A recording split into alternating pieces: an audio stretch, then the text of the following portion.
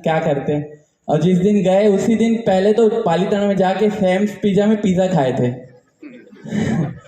क्योंकि हम लोग को यात्रा का कुछ नहीं था ऐसा विशेष, एंजॉय करना था, रिजल्ट आने का था बाद में।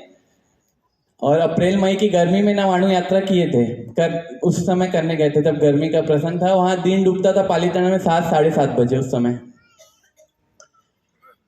जैसे जैसे यात्रा की ओर यात्रा में आगे बढ़ते गए, 10 यात्रा, 20 यात्रा, 25, 50 यात्रा, रोज एक अंदर में कषाय की मंदता होनी चालू हुई।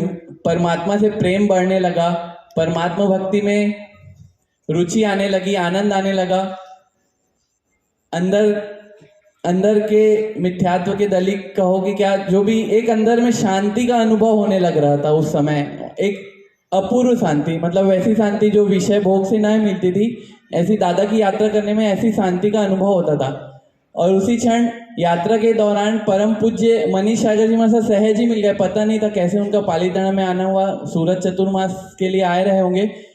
यात्रा करते करते जब दर्शन हुए तो एक अंदर से लगा, अरे अपने मार साहब, ऐसे सब तपगज के मार साहब थे, तपगज के समुदाय के उसमें हम लोग यात्रा करने गए थे, लेकिन अब जब अपने मार साहब ऐसे लगे छत्तीसगढ़ के, अपने नांदगांव चतुर्मास किए हुए, अरे मरसा ऐसे, मतलब मरसा को देख के अंदर में गदगदा गया मन। और फिर वो यात्रा उस समय की पूरी कंप्लीट, मरसा भी यात्रा करने के लिए पहाड़ पे आए थे, तो कंप्लीट यात्रा फिर मरसा के साथ मैंने करी। और फिर मरसा लोग को उधर पीछे उसमें जाना था, घेटी पाग में, तो घेटी पाग उतर गए थे। हम लोग को ऐसे उतरना इधर रहता था सामने, लेकिन उस दिन घेटी पाग उतर गए थे, फिर ऑटो से गए थे धर्मशाला। फिर मरसा ने इतनी वैराग्यमयी देशना, मतलब अमृतमयी बातें कई सारी बताई कि क्या मायन भैया, क्या कैसा लग रहा है आपको, नवाणु करने आए हो, नवाणु में कैसा लग रहा है। मरसा को बोला बहुत ही अच्छा लग रहा है मरसा, तो बस अब फिर क्या करना है, नांदगांव जाके जाना है कि नहीं। सब मरसा अपने गियर में लेना उस दिन से चालू कर रहे थे मेरे को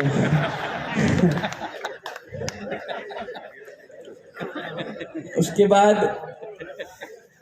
मतलब बहुत ही सुखदायी पल था, मतलब वो ऐसा नहीं, इतना आनंद आता था मरसा के, मतलब वो सब सुन के। और फिर हम लोग प्रतिक्रमण करने हरि विहार जाते थे, भाग के रुके थे कहीं और धर्मशाला में, लेकिन अब यहाँ का प्रतिक्रमण छोड़ के अपने जाते थे हरि विहार, क्योंकि मरसा की सज्जाए घूम लिए हो प्यारे चेतन, आया कहाँ से कहाँ है जाना, सुख परम को पा जाएगा। ऐसी सज्जाए कि मरसा की जो धारा चलती थी प्रतिक्रमण में, उसी लालच से प्रतिक्रमण करने जाते थे। और वो उन सब पंक्तियों से इतनी आत्मा झंझोर जाती थी कि मतलब एक आनंद की अनुभूति, शब्द नहीं दे सकता उस चीज़ों को, वो आप अनुभव, मतलब मैं अनुभव जो किया हूँ ना, इतना आनंद, इतना आनंद। फिर बहुत ही सुंदर नवाणु यात्रा हुई थी मेरी, मतलब ऐसी यात्रा होती थी, मतलब मैं दादा की पूजा करके ही लगभग 3-4 बजे उतरता था, फिर 5 बजे ही कासना करता था नीचे उतर के, बहुत ही सुंदर अनुभव था। फिर हो या नवाणु, सब हुआ, वापस नांदगांव आए, वापस दुनियादारी में लग गए। अब क्या करना जीवन में, क्या करना, 12th पास आउट हो गए थे, अभी तक तो कुछ नहीं, लेकिन अब तो कुछ करना रहेगा ना जीवन में। दुकान खोले कि क्या करें, कि कुछ पढ़ाई लिखाई में बिल्कुल एकदम सिंसियर नहीं थे, बहुत ही ज़्यादा बिगड़ चुके थे, पढ़ाई तो मन नहीं लगता था। लेकिन बीकॉम फर्स्ट ईयर का एडमिशन कर लिए, वो सब बीकॉम में एडमिशन करा लिए। फिर एक अंदर में जो नवाणु से एक परमात्मा से प्रीति बनी थी, मेरे पास एक मार्ग मिल गया था मेरे को कि संसार, मतलब अगर संसार में अपन आगे बढ़े नहीं बढ़े, धर्म की भी रुचि अंदर में आ गई थी, इसलिए मैं कंफ्यूज्ड भी रहता था कि क्या करूं। मैं मतलब सोचता भी था, जब थोड़ा पढ़ाई में होशियार था तब एक बार सोचा था 4-5 साल पहले उसके कि सीए वगैरह करेंगे अपन, लेकिन अच्छा हुआ नहीं किया, सीए वगैरह बच गया।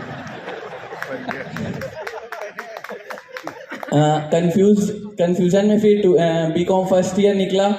फिर एक निर्णय हुआ कि अब रत्न सुंदर जी महाराज साहब का चतुर्मास 2013 का रायपुर का मेरे को पता चल गया, होना तय हुआ है। मैं घर वालों को बोला कि मेरे को सोने चांदी का काम सीखने रायपुर जाना है। सोने चांदी का काम सीखने जाना ये एक बहाना था, मेरे को रत्न सुंदर जी महाराज साहब के चतुर्मास का आनंद लेना था। दादाबाड़ी में रुके थे, हम लोग भी दादाबाड़ी में पढ़ते थे, बीकॉम सेकेंड ईयर का एडमिशन रायपुर में लिया। रत्न सुंदर जी महाराज साहब के बहुत प्रवचनों का आनंद लेते थे। और महाराज साहब का उस साल 2013 में धमतरी चतुर्मास था, तो हर संडे हम लोग धमतरी जाते थे मैं, और मेरे को बहुत सुंदर, मैं इतना पुण्यशाली हूँ ना, मेरे को अपने पुण्य पे इतना अभिमान है कि मेरे को गिरने के क्षण क्षण में मेरे को वो उठाने वाले मिले। मतलब उस समय 2013 में मतलब मेरे साथ थे प्रसन्न सागर जी, हमारे साथ पीयूष भैया, वो और मैं, हम दोनों की कंपनी इतनी ज़बरदस्त कि हम लोग मरसा के साथ जाते थे भाग भाग के, कुछ भी मतलब कहीं मतलब कुछ मन ही नहीं लगता था। यहाँ सोने चांदी जिस व्यापारी के पास सीखने गया था वो बोलते थे तू क्या काम करेगा, क्या करेगा, ठीक है भैया आप करो दुकानदारी। तो मैं देखता मतलब उसको इतने दुखी, इतने महादुखी, इतना पैसा करोड़ों रुपए का सोना चांदी भरा है, लेकिन इतने तनाव में थे वो उस समय भी। मैं क्या बताऊं उनकी, मतलब बहुत ही ज़्यादा अच्छा हुआ। मैं अपने आप को टिका नहीं पाया, इसलिए मैं ज्वेलर्स का खोला था, आगे आएगी वो घटना। बाकी बहुत ही बेवकूफ़ी वाला काम है, सब लड़कियों को पायल बेचना, यही करना है अपने को, बिछिया पहनाना, मतलब कैसा टाइप का भयंकर, मैं बता नहीं सकता। फिर नहीं मतलब सीरियसली, मतलब एक महात्मा का जीवन जानने समझने के बाद ना ये सब एकदम ही बेवकूफ़ी वाला काम लगने लग गया था। उसी टाइम मेरे को लग ही गया था, मैं करने तो वाला ही नहीं था कुछ भी। फिर धमतरी में मरसा को बोला मरसा मेरे को भी दीक्षा लेना है, मतलब लेकिन वो मेरा एक बचपना था, एक भावावेश था, कोई एकदम ज्ञान नहीं था, आत्मा का एकदम ज्ञान नहीं था। लेकिन फिर भी मरसा को ऐसा बोल दिया था कि मरसा मैं भी दीक्षा लूंगा। प्रसन्न सागर जी बोलते थे कि मरसा, मतलब पूनम मरसा की दीक्षा हुई थी तो प्रसन्न सागर जी मरसा की भावना बन गई थी कि यही मार्ग में जाना है, तो प्रसन्न सागर जी के साथ मैं भी बोल देता था हाँ मैं भी आऊँगा आपके पीछे, मैं भी दीक्षा लूँगा। उस टाइम ऐसा कोई, उसमें भी मेरी मतलब दृढ़ता नहीं थी। फिर 2013 मरसा, अगला पावापुरी जाने से पहले मेरा सौभाग्य कि मरसा का केवल धाम में उपधान तब होने का तय हुआ। अब मैं घर वालों को कैसे बोलूं कि उपधान में जाना है, तो मैं ऐसे ही बोल के गया कि मैं दीक्षा की बिल्कुल भावना नहीं बनाऊंगा, मैं दीक्षा बिल्कुल नहीं लूंगा, लेकिन मेरे को उपधान करने जाने तो। फिर मरसा चले जाएंगे पावापुरी, फिर क्या मैं सोने चांदी का दुकान डालूंगा, जरूर खोलूंगा, लेकिन मेरे को उपधान करने दो। और वैसा ही कुछ कच्चा मन भी था, मैं मरसा लोग को भी बोलता था कि मरसा आप लोग कुछ भी बोलो लेकिन मैं दीक्षा तो जरूर नहीं लूंगा, ऐसा ही सोच के उपधान किया था कि दीक्षा वगैरह की भावना नहीं बनाना है। लेकिन फिर अपने हाथ में कुछ नहीं रहता, अपना सोचा हुआ कुछ नहीं होता। फिर जैसे जैसे उपधान चालू हुआ, देशना मरसा की चालू हुई, आत्मसिद्धि शास्त्र की, अरे बाबा मन गदगद आ गया।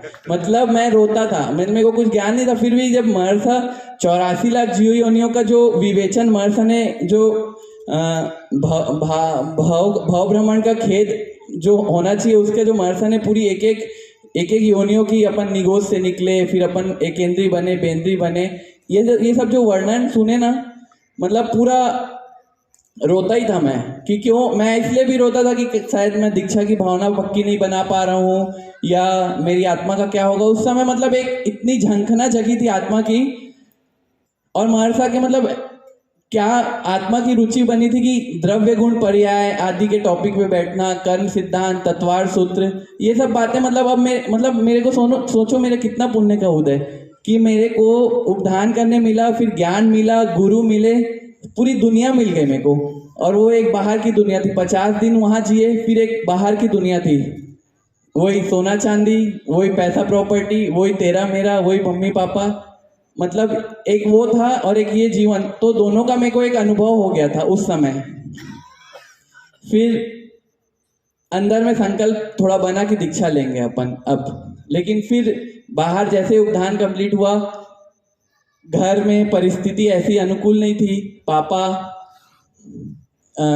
टेंशन में, कैसे बोले अपन दीक्षा के लिए, तो 1 साल 2 साल तक वो भावना अपनी अंदर ही अंदर दबा के रखा कि दीक्षा लेने के अंदर में भावना है, लेकिन कुछ कारणवश, कुछ परिस्थितिवश पापा को, मम्मी को खुल के बोल नहीं पाता था, या ऐसा नहीं बोल पाता था कि मैं नहीं रहूँगा, मेरे को जाने दो घर पे, मरसा के पास जाने दो, घर में ही रहना पड़ता था। और मेरी इतनी बहुत सारी क्वालिटीज खराब भी थी कि मैं घर पे रहता था तो घर जैसा, फिर कोई वैराग्य नहीं, कोई धर्म नहीं, घर पे रहता था तो फिर धीरे धीरे मतलब धर्म छूटते गया। और फिर आलू प्याज भी खाना, फिर दोस्तों के साथ घूमना, पार्टीज करना, थिएटर्स में पिक्चर देखना, बहुत सारे मतलब ये सब, फिर जिसको अध्यात्म का वो हुआ है तो फिर उसको ये सब कैसे, लेकिन उस समय समझ आया कि अभी अपन परिपक्व नहीं है, अपन नहीं कर पाएंगे, क्योंकि अपने को तो संसार की भी खूब रुचि आ रही है। मतलब हर चीज मैं इतना था, पिक्चर वगैरह का शौकीन इतना मतलब था, अभी भी अंदर में पड़ी होंगी वो वृत्तियां, तो गुरु कृपा से अभी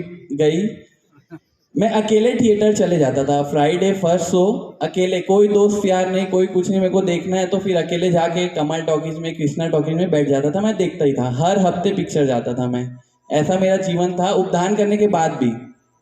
ठीक है, वो होता है, नहीं मतलब सबके साथ भैया, संसार में रहो तो फिर संसारी जैसा ही हो जाता है ना जीव, ये बहुत उसकी निमित्ताधीन है ना अभी जीव, इसलिए फिर वापस से मतलब दीक्षा नहीं ले पाएंगे अब, फिर क्या करना जीवन में। फिर दीदी की शादी हुई, उसके बाद अब कुछ तो करना है, अब दीदी की शादी हुई तो अब अपने को भी शादी करना है, मतलब दीक्षा नहीं लेना है तो शादी करना है। अब शादी करना है तो कैसे होगी शादी, पैसा था लेकिन फिर भी कोई अपनी बेटी को थोड़ी नहीं देता है ऐसे ही खाली पीली, तो फिर ये सोच के दुकान खोले थे, मतलब यही सोच के खोला था दुकान। मैं ऐसा नहीं पापा ने जबरदस्ती फोर्स किया यार, लेकिन अब देखो कितना मेरा जबरदस्त पुण्य का उदय, मैं कितना जब मतलब महाभाग्यशाली, जिस दुकान के बंधन में मैं बंधा वही दुकान ने मुझे स्पष्ट कराया कि ये संसार का कैसा स्वरूप है। इतनी अंदर से सच्चाई से बोल रहा हूँ, दुकान से ही वैराग्य आया मेरे को वापस, जो दुकानदारी करने से मेरा वैराग्य उठा। अगर वो दुकानदारी नहीं हो रहती, उससे पहले शादी हो जाती, तो मैं पूरे जीवन भर अपने आप को कोसते रहता या रोते रहता। अच्छा हुआ वो दुकान, वो संभव ज्वेलर्स ने ना सब संभव कर दिया, मेरे मोक्ष मार्ग को संभव कर दिया। इतना मतलब कुछ तो करना है, इसलिए दुकान खोल लिया था, लेकिन मैं क्या दुकानदारी किया, एक भी दिन कोई रोकड़ वोकड़ नहीं, जो कैश लेजर या जो भी कोई माल का स्टॉक का नहीं, कोई नहीं, बस एक खोल दिए थे, भैया लोग स्टॉक ले आए थे, फर्नीचर बना दिए थे, पापा के पैसे को बर्बाद करना था पर सब हो गया, बैठते थे। लेकिन अब देखो मेरे ऊपर कैसी कृपा बरसी, मेरा मन तो लगता नहीं था दुकान में। फिर मेरे कल्याण मित्र का फोन आया कि आपको पालीताना हमारे साथ जाना है, 6 गांव की यात्रा करने, आपको जाना ही है। मेरे को दुकान में लड़की वाले भी एक दो देखने आए थे ना, जाना ही है। फिर मैं बोला ठीक है, मैं तो पालीताना के नाम से हमेशा रेडी रहता था। फिर उनके साथ 6 गांव की यात्रा किया। आदिनाथ दादा जो मेरे सतत मतलब वो वितराग परमात्मा होंगे जगत के लिए, मेरे लिए तो वो मेरे से रागी है, मैं उनका रागी हूँ। सतत मेरे ऊपर करुणा बरसाते थे, सतत मतलब उनकी हर क्षण हर समय, जब मेरे को मतलब मैं पूरा दलदल में जाते रहता तो वो ऐसे निकाल लेते थे। वहाँ 6 गांव की यात्रा के दौरान मेरे को और मेरे साथ जो गए थे भैया को वर्षी तप करने का भाव आ गया। अब कैसे आया ये भाव, मैं दुकान खोल के दुकान करने वाला, फिर मैं यात्रा करने गया तो ठीक है, लेकिन अब वर्षी तप क्यों किया मैं, ये दादा की कृपा, ये परमात्मा की, कि हे मयंक तू इस संसार के लिए नहीं बना है, तेरे को फंसने नहीं दूंगा मैं। अब वो वर्षी तप करना हुआ, और दुकान में जिस दिन उपवास वाले दिन बैठते थे, उस दिन ग्राहक के साथ तेरा मेरा मतलब 200 रुपये के लिए कषाय, कितनी कचरा काम है। 200-500 के लिए मोल भाव कराता ग्राहक, अपन पैसा छोड़ते नहीं थे। संसार के दलदल में बैठो ना तो जितना भी आत्मज्ञान है या जो भी धर्म का है वो एक तरफ हो जाता है। लेना है मतलब 280 है तो पूरा 280 दे, 250 भी नहीं चलेगा।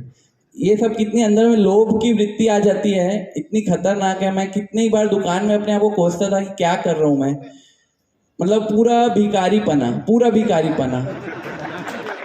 नहीं सही में बहुत ही मतलब वो जहाँ वो एक सूत्र है, जहाँ लाभ वहाँ लोभ, जहाँ लाभ वहाँ लोभ, वो भड़कते जाता था मतलब वो। और फिर ठगने वाला ही काम है ना सोने चांदी का, तो गला काटो वाला ही काम है।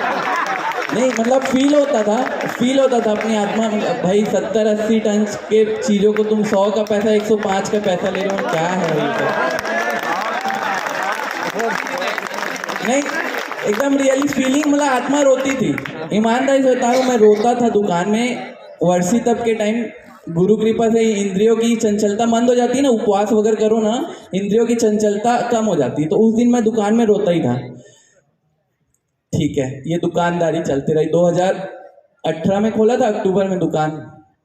अब प्रसन्न सागर जी की दीक्षा होनी थी फरवरी में 2019, महाराष्ट्र का पदार्पण हुआ था यहाँ पे 3 दिन के लिए आए थे। मेरी दीक्षा मेरे बर्थडे का समय था। यही नेम भवन के बाजू वाला पहला रूम महर्षा लोग रुके थे। 28-29-30 जनवरी की बात है, 2019। मैंने दुकान खोले 3-4 महीने हुए थे। मैं महर्षा को बोला, महर्षा प्रसन्न सागर जी का भी काम हो रहा है, पीयूष भैया का भी काम हो रहा है। मैं पूज्य मनीष सागर जी महर्षा को बोला कि महर्षा मैं ही कैसा हो गया हूँ, मैं ऐसा क्यों। ये मतलब उस दिन की वो डेट है, 30 जनवरी मेरा बर्थडे था, मैं तेला किया था, उस दिन की डेट है। वहीं पे मैं को महर्षा बोले थे कि अभी आपका कुछ बिगड़ा नहीं है, आपकी शादी नहीं हुई है, अभी भी कोई सही निर्णय ले सकते हो आप। ये क्या हो रहा था, द्वंद अभी तक मतलब जो भी जीवन में चल रहा था ना, ये निर्णय नहीं लेने की कमी थी, निर्णय नहीं ले पा रहे थे और द्वंद में कंफ्यूज्ड लाइफ जी रहा था मैं। अभी तक कोई भी काम मेरा संसार का प्रॉपर हुआ होगा मेरे को ध्यान नहीं है, अभी भी नहीं होता है मेरे से। तो उस दिन मैं निर्णय किया कि मतलब महर्षा बोले कि कोई निर्णय कर लो आप, कोई सही निर्णय अभी भी आप कर लो। महर्षा उस दिन कोई मेरे को ज्यादा उपदेश नहीं दिए, बस आप कोई सही निर्णय कर लो ऐसा। मतलब मैं ही महर्षा को बोला था कि मैं कैसा हो गया हूँ महर्षा। तो फिर महर्षा बोले कोई नहीं। उस दिन रात भर जगह चिंतन चला। मतलब उस दिन मैं इतनी कल्पना किया था, मतलब मोहों की जो अंदर में उठती है ना कल्पनाओं की अपनी, कि पापा का क्या होगा, मम्मी का क्या होगा, एक लौता हूँ, दीक्षा नहीं होगी तो फिर संसार में कैसे रहेंगे, संसार में रहेंगे तो फिर शादी होगी कि नहीं होगी। आए बाएं सब जितनी भी दुनियादारी की कल्पना है ना, वो सब कल्पनाओं का उत्तर समाधान मेरे को गुरु कृपा से उस दिन मिलते गया। अपनी कषायों को मतलब अंदर ही अंदर जीत के उस दिन निर्णय हुआ कि अपन भी अब शादी नहीं करेंगे, दीक्षा ही लेंगे। मतलब फिर जो भी हो, मम्मी पापा का जो हो, मेरे पापा जिसको पता है नहीं पता है, मेरे पापा थोड़े से कमजोर दिल वाले हैं, जल्दी डिप्रेशन आता है उनको, जल्दी तनाव आता है। उस दिन मैं यही सोच लिया था कि पापा को भी जो भी हो मैं लेकिन दीक्षा ही लूंगा, क्योंकि इतना जानने सुनने समझने के बाद, इतना जानना सुनना ठीक है, एक अनुभव मिल गया था ना दुकानदारी करके। जब मैं एक सोने चांदी के दुकान में इतना बंधन में बन रहा हूँ तो एक वो लाऊंगा अपने पीछे, तो फिर कैसा बंधुआ मजदूर हो जाऊंगा। सब सुनी हुई बात तो गुरु भगवान तो थी ना उद्धान तब में, मतलब वो भले दब गई थी, कषाय थी, लेकिन मैं पूरा जीवन बंधुआ मजदूर हो जाता और कुछ नहीं, यही होता। मतलब मैं तो सुखी रह ही नहीं पाता अगर संसार में फंसता। तो कल्पना करे अगर क्या होता, अपन कल्पना करते, मैं कल्पना ऐसी कर रहा था उस दिन भी, अगर मैं संसार में रहता भी दीक्षा नहीं लेता, बाय द वे दुकानदारी थोड़ा सा 5-25 करोड़ रुपए कमा लेता, दुकान को थोड़ा बढ़ा लेता है, छोटी दुकान को बड़ी कर लेता बुढ़ाखू लाइन में।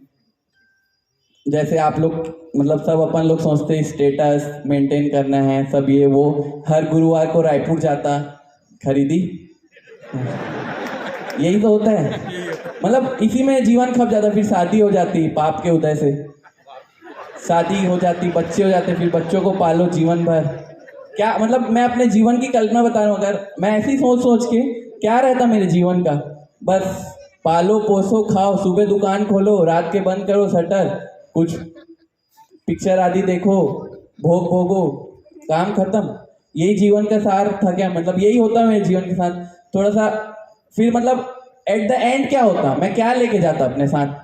क्या मैं अपने साथ जो जीवन भर जिस पाप से कमाई हुई संपत्ति अपनी आत्मा को भारी बना के, क्या वो संपत्ति का एक कण भी मैं ले जा सकता था क्या? और एक्चुअल संपत्ति वगैरह सब पुण्य के उदय से कुछ नहीं, खाली तनाव, खाली दुख, खाली पछड़ा प्रपंच। एक बिल्डिंग, फिर 2 बिल्डिंग, फिर 5 बिल्डिंग, 5 करोड़, 25 करोड़, 100 करोड़, फिर एट द एंड जीरो। कुछ नहीं, जीरो ही होगा, आप लोग मानो या ना मानो। मतलब अपने साथ कुछ नहीं जाएगा इसलिए जीरो। आप अपने बच्चों को दे दोगे, बच्चे उसका क्या उपयोग करेंगे? पाप तो आपको ही भोगना पड़ेगा ना। मतलब आप एक एक पैसा पाई जोड़ते हो अपने बच्चों के लिए, लेकिन उसको भोगने के लिए वो आपके कोई साथ नहीं आने वाले ना, सब अपने को ही भोगना है। नरक निगोद तिर्यंश में जाके जितनी माया कर रहे हैं ना अपन, मैं भी खूब करता था, खूब आत्मा रोती थी। गुरु भगवंतों की कृपा बरसी ना, समझ आ गया, बच गए, नहीं तो दुर्गति के अलावा कहीं नहीं जाती। फिर अब देखो, अब दुकानदारी कर रहे थे, माल था दुकान में, 1-1.5-2 किलो सोना चांदी थे, 50-60 किलो चांदी भरे थे। अब दुकान को समेटना है, निर्णय कर लिए थे फरवरी में दीक्षा लेना है, प्रसन्न सागर जी की दीक्षा देखे, अपने भाव बढ़ाए, मतलब निर्णय कर लिए थे दीक्षा ही लेना है। अब उसके लिए दुकान समेटना था। मेरे को एक मुमुक्षु भाई ने बोला, मतलब मेरे ऊपर ना सब महर्षलों की हमेशा से कृपा बरसी है ना, आप लोग को मतलब इस उपाश्रय में मेरे को जितना गुरु भगवंतों का मिला है ना आशीर्वाद शायद ही किसी को मिला होगा। और थोड़ा पीछे जाते हैं, 2011 का परम पूज्य प्रिय रंजना श्री जी महाराज साहब का चतुर्मास जब मैं 28 किया था, खूब अनुमोदना हुई थी, खूब अंदर में धर्म के प्रति एक रुचि जगी बनी थी उस टाइम भी। फिर 2012 में नवाणु करके आने के बाद परम पूज्य सागर समुदाय के अपने गई भैंस पानी में वैराग्य रत्न सागर जी, वो मेरे को ओघा ऐसे सामने किए थे, आप लोग को याद होगा कि नहीं, ये तो ओघा लेने के लायक जीव है। अंदर में इतना हुआ आता था कि कैसे महर्षि मेरे को बोले ओघा लेने, कोपेडी की बात है, मैं सिद्धा चलगिरी नमो नमः वाला स्तुति लिया था, तो वो मेरे को ओघा और मेरे को खूब वात्सल्य मिलता था सभी महर्षि से। उसके बाद भले 2014 का पिता पुत्र कीर्ति रत्न विजय जी, प्रशांत रत्न विजय जी, मैं जाता भी था, रुचि भी बनती थी, और सब मेरे को बहुत भलामना देते थे, समझाते थे कि रत्न सुंदर जी महाराज साहब मेरे को क्या बोले थे, मैं दुकान जाता था मतलब, तो वो बोलते थे कि कहाँ संसार की हजामत करने में लगा है तू, छोड़ चल, ऐसा मेरे को रत्न सुंदर जी बोले थे।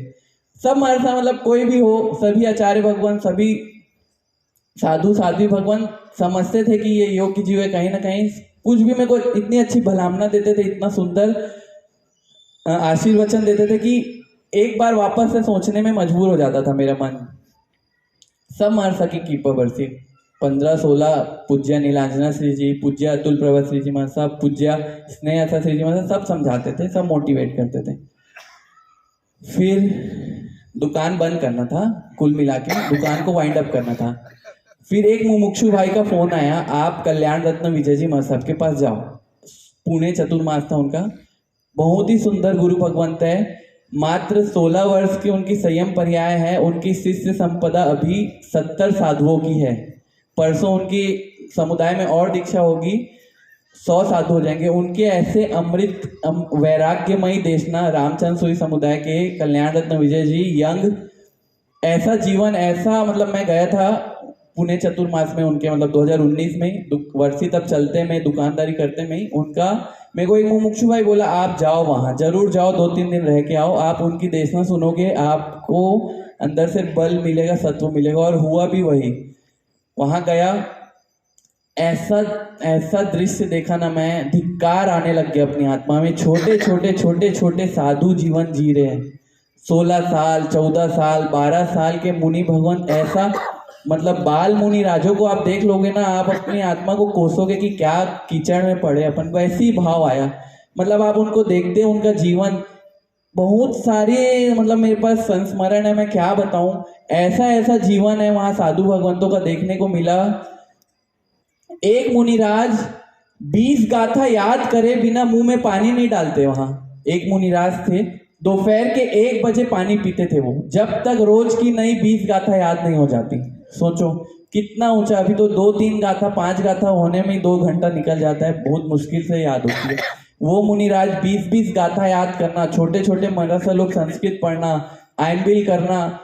मेरे जैसे यंग महर्षि साहब को देखा, एक लौते महर्षि साहब, मैं पूछता था आप एक लौते? हाँ एक लौते हैं। बॉम्बे के, सूरत के बड़े डायमंड के व्यापारी, ऐसा संयम जीवन जी रहे थे। मैं को लगा बाप रे, ये दुकानदारी को बंद करके ही रहूंगा, ऐसा अंदर में वहां निर्णय मतलब किया था मैं कि अब मैं ऐसा देख के मतलब एक बूस्टअप आया था अंदर में। और उनको देख के दीक्षा तो लेना सोचे थे, लेकिन अब वो स्लो प्रोसेस हो रही थी, तो उसको बूस्टअप मिला वहां से। पूज्य कल्याण रत्न विजय जी महाराज साहब है, बहुत ही सुंदर गुरु भगवंत है।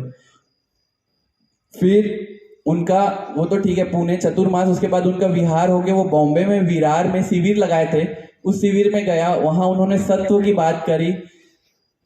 25 दिसंबर 2019 के मैं गया था दुकान बंद करके, पप्पा मेरे दुकान नहीं खोलते थे उस दिन, दुकान का जो शटर बंद था उसके बाद शटर खुला नहीं। मेरी दुकान मात्र 14 महीने चली, 14 साल के वनवास जैसा लगने लगा था। 14 महीने ही दुकान, उसके बाद शटर खोला नहीं, निर्णय करके आया था कि अब खोलूंगा नहीं। फिर घर में बोला मैं नहीं रहूंगा, मेरे को महर्षि के पास जाना है। फिर उस दिन निकल गया था घर से केवल धाम सीधा, बस ट्रेन टैक्सी या लिफ्ट जो मिली अपन निकल गए। शटर बंद, माल पड़ा था उस दिन। एक बार तो मारसा के पास चले गए, घर वालों को धक्का लगा, पापा को झटका लगा, टेंशन आया, डिप्रेशन आया, ठीक है संसार है, मोह है, आएगा।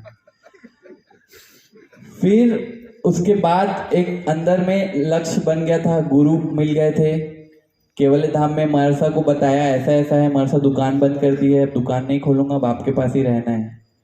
फिर मरसा ने समझाया बहुत कैसे क्या करना है, पापा मम्मी को कैसे समझाओगे, कैसे क्या करोगे, पहले दुकान है उसको पहले सब चीज़ों को समेटो। फिर ऐसा चला, मतलब अब जीवन में एक अल्टीमेट आनंद आने लग गया था। वर्षी तब भी कंटिन्यू चल रहा था। फिर उसी बीच यहाँ पर विराजित शासन रत्न सागर जी महाराज की दीक्षा हुई। उस दीक्षा निमित्त एक अंतर चल रहा था मेरे। वर्षी तब तो पौषद आदि का नियम लिया था, पौषद भी पलता था। एकदम अनुभव की बात बता रहा हूँ, कितना एक दिन पौषद अगले दिन वापरना, एक दिन पौषद। तो जिस दिन पौषद रहता था अंदर की इतनी शांति मिलती थी, कुछ नहाना नहीं, कुछ धोना नहीं, पूजा करना नहीं, सतत सतत सतत स्वाध्याय, गुरु भगवंतों की आत्मा की चर्चा, आत्मवाणी। बड़े मारसा हम लोग को ऐसा ऐसा ऐसा तत्व की गहराई बताते ना, अपन ना कल्पना, मतलब अपन क्यों नहीं छोड़ पाते। संसार एक ही कमी है अपने पास ना, अपने को एक तो सदगुरु के समर्पण की कमी है, आत्मा की रुचि नहीं है, भोग में इतना सुख लगता है। ऐसी दशा मेरी भी थी, भोग में सुख लगता। महाराज ने भगवान के तत्व को, भगवान की वाणी को इतना सुंदर फिल्टर करके, इतने सरल शब्दों में जो गूढ़ तत्व होते ना, कि क्यों अपन ऐसा फंसे हुए हैं संसार में, उसको इतना सुंदर तरीके से महाराज ने बताया था ना।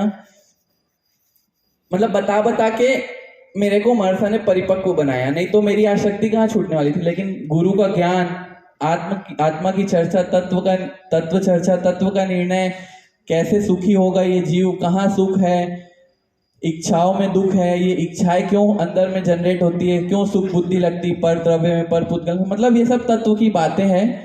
ये बातें मतलब भगवान की जिनवाणी, भगवान का मतलब इतनी मेरे अंदर गुरु भगवंतों की कृपा से प्रभाव पड़ा कि मेरे जीवन में मतलब प्रकाश फैलता गया, मेरा जीवन उन्नत बनते गया। मतलब बहुत ही आनंद के क्षण है वो सब।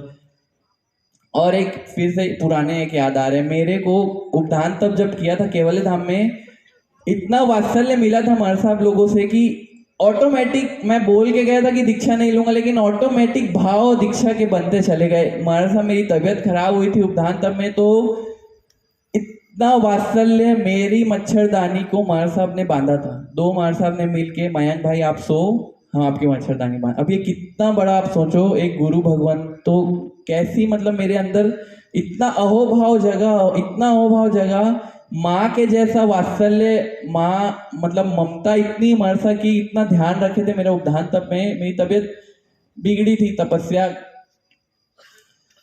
मरसा ने मच्छरदानी जो बांधी थी ना, इतना वात्सल्य, इतना बहुमान बढ़ा था कि वो प्रसंग भी मेरे को दिलो दिमाग में याद है कि मैं बोला अरे बाप रे, इतने बड़े गुरु भगवंत होके इतने, वो एक श्रावक की सेवा के लिए, लाओ मयंक भी आपकी मच्छरदानी हम लोग बांध देते, आप लेटो। ये क्या मतलब जबरदस्त अनुभव है, बहुत सुंदर सुंदर अनुभव है मेरे जीवन में। कुछ खट्टे कुछ मीठे, सब टाइप के अनुभव है। भाग भाग के महाराज साहब के पास जाने में तो इतना आनंद आता था ना, लिफ्ट ले लेके ऐसे गया हूँ ना मैं। हम लोग लंबा हो रहा है मिक्षा में दुखड़ा, कुछ भी अब मेरे को क्या बोलना है दूसरा देखता हूँ। दुकान बंद करने के बाद फिर महाराज साहब के पास रहने लगे। महाराज साहब की फिर मतलब अब फिर महाराज साहब की तो बात ही क्या है, बहुत सारी बातें महाराज साहब, बड़े महाराज साहब बहुत अच्छी शिक्षा समझाना देते थे। फिर घर वालों को समझाए रहना है। फिर सोने चांदी का जो अपना पसेरा था उसको समेटते गए, जो व्यापारी से खरीदते वापस देते गए, समेटा गया गुरु कृपा से। बहुत उसमें भी है बहुत सारी बात, अब वो सब कभी देखेंगे, साधु बन के भी बता सकते हैं। मतलब उससे क्या होता है, प्रेरणा मिलेगी ना, इसलिए। फिर महाराज साहब बोले कि अब घर में बात करो, दीक्षा लेना है। फिर मैं बोला दीक्षा दो। फिर 2020 में पिछले मतलब हम लोग का फिर धमतरी चतुर्मास में लॉकडाउन था। 2020 का हम लोग का धमतरी चतुर्मास लॉकडाउन, पब्लिक का आवागमन ज्यादा नहीं, इतनी निश्चिंतता, इतना भरपूर समय मिलता था महाराज साहब लोग का और बस स्वाध्याय ध्यान। मैं इकासना पौसद कर लेता था, इकासना करता था, पौसद ले लेता था। मोबाइल उस टाइम छोड़ दिया था, बच गए। मोबाइल के कारण बहुत वो बढ़ते हैं। मतलब जो धमतरी चतुर्मास है ना 2020 का, वो इतना ज्ञान ध्यान में गया लॉकडाउन के कारण, बहुत ही ज्यादा आनंद आया। बहुत उसमें बहुत सारी घटनाएं ऐसे मतलब है मेरे ऊपर, मतलब ऐसे बड़े महाराज साहब की ऐसी कृपा बरसी कि जिसका कोई मतलब मैं आपको बता नहीं सकता। इतनी आत्मा की खुमारी, इतना महाराज साहब हम लोग को आचरण सूत्र पढ़ाए उस टाइम, 12 भावनाओं की पंक्ति रोज। हम लोग का मतलब गुरु भगवंतों का जीवन ना इतना सुंदर होता है ना, मतलब अपन आप लोग तो ना बिल्कुल मूर्ख शिरोमणि वाला काम आप और मैं, हम लोग सब मतलब मरसा बोलते हैं, अगर ऐसा जीवन पा के भी अगर अपन नहीं किए ना तो मूर्ख शिरोमणि रह जाएंगे। मैं 2-3 पंक्ति लेता हूँ, कैसा जीवन रहता है। जब जग विषयों में रच पच कर गाफिल निंद्रा में सोता है, तब शांत निराकुल चेतन तुम तत्वों का चिंतन करते हो अर्ध निशा का सन्नाटा, वन में वनचारी चरते हो, तब शांत निराकुल मानस तुम तत्वों का चिंतन करते हो। करते तप शैल नदी तट पर, तरु तल वर्षा की झड़ियों में, समता रस पान किया करते, सुख दुख दोनों ही घड़ियों में। ऐसा मतलब महाराज लोग का जीवन रहता है ना, सुख और दुख दोनों की घटना में। बड़े महाराज का तो आप लोग मतलब हम लोग इतना पास से, अभी मैं भी इतना पास से अनुभव नहीं किया। जल्दी से 2 दिसंबर की डेट आए, साथ में महाराज की गोचरी करने मिले। मैं तो यही कल्पना कर रहा था बड़े महाराज के साथ गोचरी, कितना आनंद आएगा। वो 2 दिसंबर की डेट बस आए जल्दी। मतलब बहुत ही ज्यादा बड़े महाराज का बहुत ही ज्यादा गहरा ज्ञान है, बहुत आत्मज्ञानी है वो, सच्चे भगवान, मतलब भगवान बनाने वाले। 1-2 भाव है बड़े महाराज साहब के, और हम सब जितने शिष्य उनकी संपदा में जा रहे हैं ना, देखना हम लोग का बड़े महाराज साहब की कृपा से सम्यक दर्शन ज्ञान चारित्र हम लोग का 5, 7, 10, 15 भाव से ज्यादा नहीं होगा। एकदम विश्वास के साथ कह रहा हूँ मैं ये, मतलब जल्द से जल्द भगवान बनेंगे। क्योंकि बड़े महाराज साहब तत्व ऐसा ही पूरसते ना हम लोग को, इतना एग्जैक्टली जहां हमारे वीक पॉइंट है। गुरु भगवंतों का क्या रहता है, अपन जहां अटके रहते हैं ना, उनकी अप्रोच, उनकी टेक्निक ना अल्टीमेट रहती है। उस टेक्निक, उस अप्रोच के कारण वो गुरु भगवंत है। कहीं अपन व्यवहार में वो है तो व्यवहार का हमारा सा पक्ष कहीं निश्चय, मतलब बहुत ही बैलेंसिंग जीवन बड़े महाराज साहब का, बहुत ही सुंदर अनुभव। बस मेरे को बड़े महाराज साहब सब गुरु भगवंतों की खूब कृपा रही, और आप सभी का भी बहुत मेरे ऊपर। बचपन से ही मैं नटखट शरारती, मेरे को पता है बहुत सारी घटनाएं यहाँ जैन बगीचे के प्रांगण में भी बहुत मस्ती किया हूँ। सबका बहुत कभी दिल दुखाया होगा, कभी कुछ बोल दिया होगा, कभी कुछ हरकत ऐसी कर दिया होगा। तो आप सभी से भी मैं त्रिविध मिच्छामि दुक्कडम करता हूँ, मेरे को क्षमा करना। आपके बीच से ही जा रहा हूँ, ऐसा आशीर्वाद देना कि जिस भावना के साथ, जिस लक्ष्य को लेके जा रहा हूँ, गुरु की आज्ञा में ही रमण करूँ। ऐसा नहीं हो जाए कि अपन जाने के बाद अहम में भैया, मतलब मेरे को मेरे परिवार का भी बहुत ही ज़्यादा गर्व है कि मेरे को ऐसे गुरु रूपी भैया मिले, जो यहाँ पे मेरे को हमेशा प्रकाश, मतलब हमेशा सच्चा ज्ञान बता देते थे कि आत्मा को जाने बिना मोनू कुछ नहीं, सब अधूरा है। अभी भी आप लोग सुन रहे कल से, बिना आत्मानुभूति के बिना ये सब धर्म नहीं है, ये सब बस एक मिंडा है, जीरो है। अपन सुने ये सब क्रिया है, ये सब आप लोग इतना आयोजन प्रयोजन कर रहे हो, ये सब ठीक है, लेकिन आप सब भी यही एक प्रयास, एक अंदर में जिज्ञासा बनाना कि जिस हम मतलब संयम जीवन किस दम पे पालेंगे। एक वो आत्मा के ही श्रद्धान पे आत्मा के ही ज्ञान दर्शन चारित्र आदि गुणों के वैभव के ही दम पे वो हमारा पंच महाव्रत का जीवन चलेगा। साधु जीवन पंच महाव्रत एक साधन है, लेकिन अल्टीमेट साध्य तो है अपने स्व में रमण करना। सम्यक दर्शन, सम्यक ज्ञान, सम्यक चारित्र में ही रमण करके आत्मा को शुद्ध बुद्ध और मुक्त बना। जो अपनी आत्मा की मौलिक स्वाभाविक क्वालिटीज है उसमें अपने को रमण करना है। आप सभी से भी यही प्रार्थना करता हूँ कि आप भी अपने अंदर में बैठे हुए भगवान को जाने, समझे, जगाए। सुंदर शासन मिला है अपने को, देवगुरु धर्म की जिनवाणी मिली है। सब अपने को सब मतलब इस जीवन को ऐसी व्यर्थ ना गंवाएं, प्रपंचों में फंस के सब निकले, सब जाने आत्मा को। यही मेरी भावना है। मेरे पारिवारिक मम्मी पापा से लेके भाई, बड़े भैया, सभी बड़े मम्मी, बड़े पापा, सबका मुझ पर बहुत उपकार रहा। सबका किसी का भी दिल दुखाया होगा तो सबसे मैं क्षमा मांगता हूँ। सभी जीवों से, सभी राजनांदगांव के एक एक व्यक्ति से मैं दिल से क्षमा मांगता हूँ कि जब भी कभी भी मैं बहुत कुछ भी किया होगा, कभी कुछ बोल दिया होगा तो मुझको एकदम मिच्छामि दुक्कडम कर देता हूँ मैं सबसे अंदर से। और बस मेरी एक ही भावना है कि आप सब भी, मतलब मैं भी वहीं बैठता था जब समृद्धि लब्धि दीदी सब लोग का भी, प्रगति महाराज का भी, जिनका भी हुआ, प्रसन्न सागर जी, मैं भी वहीं बैठता था। लेकिन वहीं बैठ के अब सोचता था कि कैसे कैसे ये निकल रहे हैं, मैं कैसे पढ़ाऊँ। आप भी यही चिंतन करें कि किस लक्ष्य, किस दम पे ये पूरा अंदर से भाव आया कि सब छोड़ दो।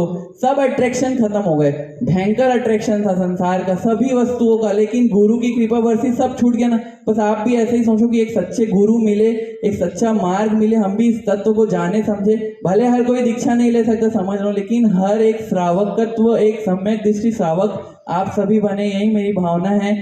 और यह अभिनंदन का आपने उत्साह जो दिखाया है 4 दिन से, उसके लिए आप सभी का बहुत बहुत आभारी हूँ। ये उत्साह मेरे को काम आएगा। कल सुरेश भाई ने जो बोला कि कलंक नहीं लगाना है, आपका नाम राजनांदगांव का जुड़ा है। कभी साधु जीवन में दोपहर के प्रमाद आया तो सतत ध्यान आना चाहिए कि ऐसा बहुमान किया था नांदगांव में। सोना नहीं है मयंक, सो के अपना जीवन बर्बाद नहीं करना। कभी प्रमाद बस कुछ हुआ, कभी कुछ खाना है, मरसा नहीं होगा, मरसा विहार, मरसा चप्पल पहनना है, ये सब गलती कभी नहीं करूं, कभी नहीं करूं। यही चाहता हूं, अच्छा जीवन बनाऊं, ऊंचा जीवन बनाऊं और गुरु आज्ञा में चल के जल्द से जल्द मुक्त हो जाऊं। और ये मेरा व्यक्तिगत अभिनंदन नहीं है, ये संयम धर्म का अभिनंदन है, परमात्मा के मार्ग का, उनकी तपस्या, उनके संयम, ज्ञान ध्यान स्वाध्याय का अभिनंदन है। ये मेरा कोई अभिनंदन नहीं है। इसलिए बस मैं यही चाहता हूँ कि आप सभी भी मुझे प्रत्यक्ष आशीर्वाद देने मालपुरा अवश्य पधारे और उसके लिए उस मार्ग में मैं प्रशस्त होकर चलूँ, यही भावना। जी ना, क्या मेरे को बहुत कुछ बताना था, अब रहन देता हूँ। मतलब कुछ ऐसे लिखा था आत्मसिद्धि शास्त्र में जो मरसा समझाए बताए थे और भी, लेकिन अब समय हो गया। मिच्छामि दुक्कडम, त्रिविध क्षमत खामना, सबसे क्षमा याचना मांगता हूँ। मुमुक्षु भाई मयंक जी, पूरा सकल जैन